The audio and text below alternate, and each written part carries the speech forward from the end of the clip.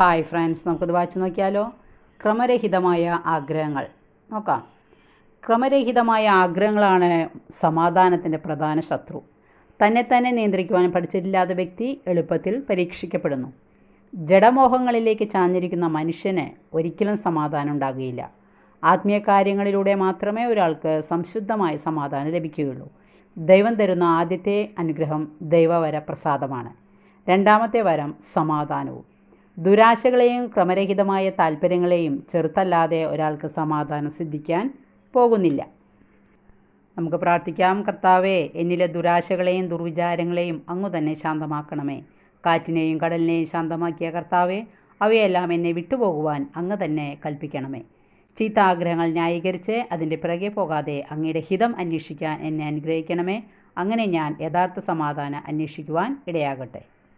ദൈവനാമത്തിന് മഹത്വമുണ്ടായിരിക്കട്ടെ.